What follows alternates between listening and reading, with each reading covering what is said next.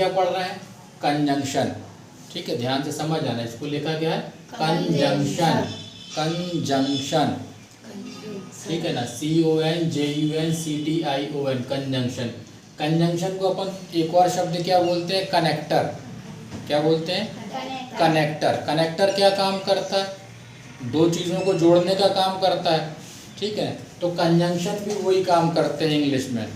ये दो सेंटेंस को आपस में जोड़ने का काम करते हैं। कोई जगह पे दो शब्दों को जोड़ते हैं और कोई जगह पे दो सेंटेंस को। तो फिलहाल अपन ने जो ये कंजंक्शन लिखे हुए हैं, ये दो सेंटेंस को जोड़ने का काम करेंगे। ठीक है, जैसे पहला कंजंक्शन लिखा है अपन ने और का मतलब क्या होता है? या फिर नहीं तो, या फिर अथवा। तो और के इन तीनों में से कोई भी अपन मतलब निकाल। जैसे पेपर होता है ना अपना इंग्लिश का, उसमें एक क्वेश्चन आंसर क्वेश्चन लिखे रहते हैं। एक क्वेश्चन लिखा, फिर बीच में लिख देते हैं और, फिर नीचे दूसरा क्वेश्चन। इसका मतलब क्या हुआ? ये वाला क्वेश्चन करो या ये वाला क्वेश्चन, अथवा।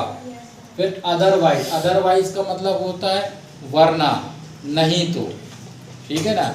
और बट का मतलब क्या होता है? लेकिन, किंतु, परंतु। तीनों में से कुछ भी हो। इंग्लिश में अपन के लिए एक शब्द है बट। और बिकॉज मतलब होता है क्योंकि।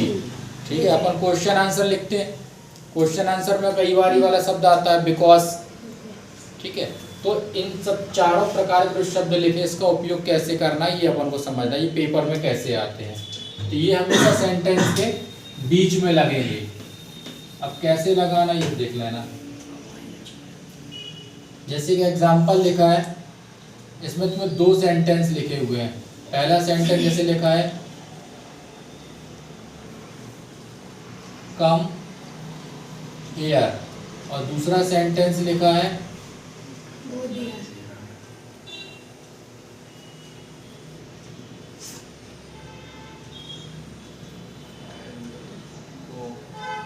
कम हियर और I will beat you. I will beat. ठीक है, और यहाँ पे हमको ब्रैकेट में एक ऑप्शन दे दिया गया है अदरवाइज। ठीक है, पेपर में अपन को सेंटेंस ऐसा आ गया, एक सेंटेंस लिखा है ए नंबर पे कम हियर और दूसरे पे लिखा आई विल बीट यू, और यहाँ पे ब्रैकेट में क्या लिखा है? अदरवाइज। मतलब ये दो अलग अलग सेंटेंस है, इनको अदरवाइज लगा के हमें जोड़ देना है। तो हम कैसे आंसर लिखेंगे इसका? अपन को पता है ये कंजंक्शन है, दो सेंटेंस के बीच में लगता है, तो इसमें कुछ नहीं करना, दोनों सेंटेंस के बीच में लगा देना। तो आंसर अपन ऐसा लिख देंगे कम हियर अदरवाइज। तो दूसरा सेंटेंस लिख दो यहाँ पे आई विल बीट। तो ये दो सेंटेंस को अपन ने अदरवाइज लगा के जोड़ दिया। ठीक है ना। तो come here otherwise I will beat you, यहाँ आओ नहीं तो मैं तुम्हें पीटूंगा। ठीक है, तो ये दो सेंटेंस एक बन गए। फिर जैसे कि ये लिखा है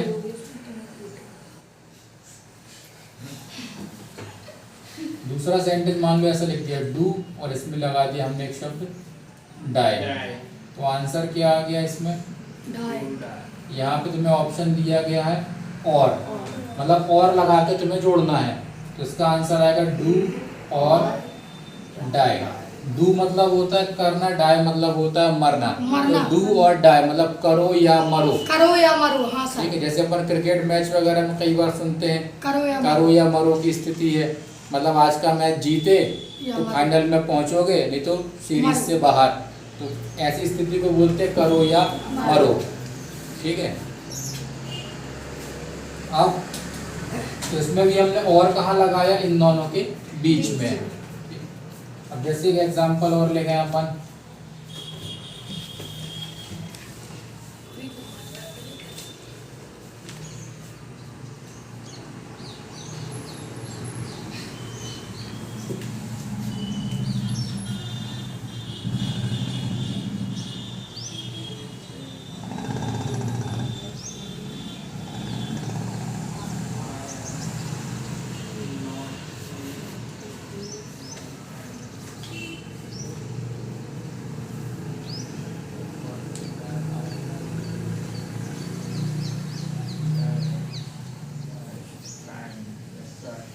इसको अपन ने बोला है बट लगा के जोड़ना है।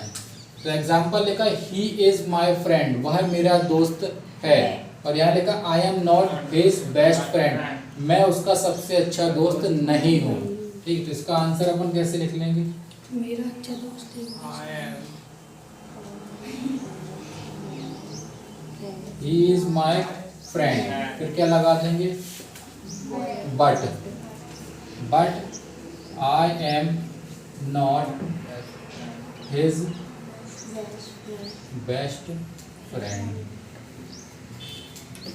ठीक है, तो समझ में आया कि जो ये शब्द लिखे हैं अदरवाइज और बट, ठीक है, एक और हमने लिखा था बिकॉज, तो जब भी ये शब्द यदि पेपर में आते हैं तो इनके साथ तुम्हें दो सेंटेंस दिए रहेंगे और तुम्हें क्या करना है, दोनों सेंटेंस को इस तरीके से मिला के लिख देना और बीच में ये वाले शब्द लगा देना जो भी आए। तो ठीक, क्लियर है? ऑप्शन भी दिया होगा उसका। हाँ, पेपर में ऑप्शन दिया रहेगा ना, जब तो मालूम चलेगा कि यहाँ पे लगाना कि तो कैसे कंबाइन करेंगे हम? लिखा होगा? नहीं, नहीं, कंजंक्शन अपन समझ रहे हैं कि जो ये शब्द लिखे इनको कंजंक्शन बोलते हैं। पेपर में ऐसा कंजंक्शन लिख के नहीं आएगा, पेपर में क्या रहेगा, दो सेंटेंस दिए रहेंगे और बाजू में लिखा तो मैं अदरवाइज या फिर और या तो बट, और तुमसे कहा कि इन दोनों सेंटेंस को मिला के एक करो, कंबाइन करो, तो तुम क्या करोगे, इस शब्द को इन दोनों सेंटेंस के बीच में लगा दोगे। ठीक है, नोट करो। अब चौथे नंबर का कंजंक्शन हमने कौन सा पढ़ा था? बिकॉज। बिकॉज का एग्जाम्पल देखें अपन। बिकॉज का मतलब हुआ क्योंकि। अभी 3 एग्जाम्पल लिखे ना, yes, अभी चौथा एग्जाम्पल इसमें मान लो सेंटेंस लिखा है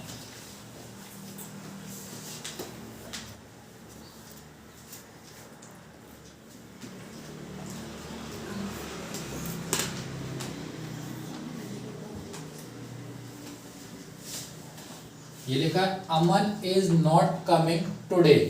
क्या लिखा है?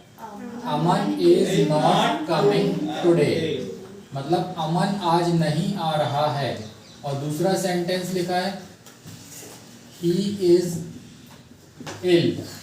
इल मतलब होता है बीमार होना, ठीक है ना, या बुखार होना या कोई भी चीज़ की समस्या होना उसको, तो ही इज इल। और हमसे कहा गया है, एक शब्द दिया है हमें यहाँ पर बिकॉज।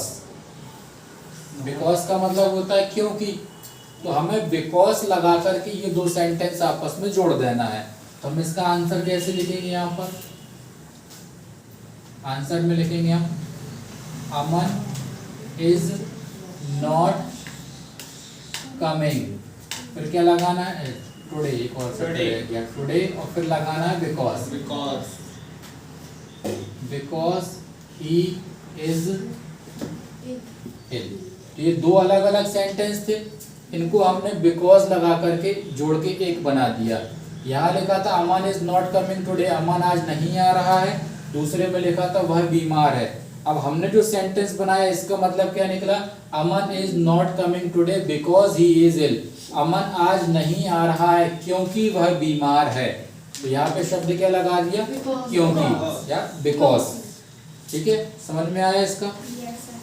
एक एग्जाम्पल अपन और लिखते हैं इसमें।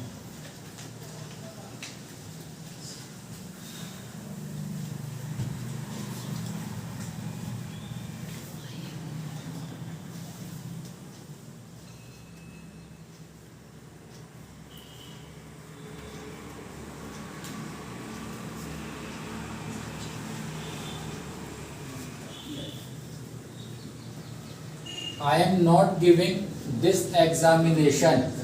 I am not giving this examination. Examination मतलब परीक्षा। मैं यह परीक्षा नहीं दे रहा हूँ। दूसरा सेंटेंस लिखा है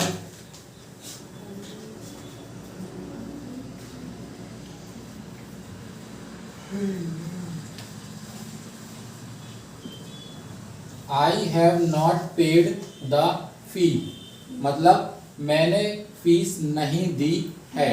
तो इन दोनों को मिलाएंगे तो क्या आंसर बनेगा? आंसर बनेगा इसका I am not giving this examination because I have not paid the fee। ठीक है। तो I am not giving this examination because I have not paid the fee. मैं यह एग्जाम नहीं दे रहा हूँ क्योंकि मैंने फीस नहीं दी है। तो यहाँ पर बिकॉज लगा के हमने सेंटेंस को जोड़ दिया। ठीक है, नोट कर लो।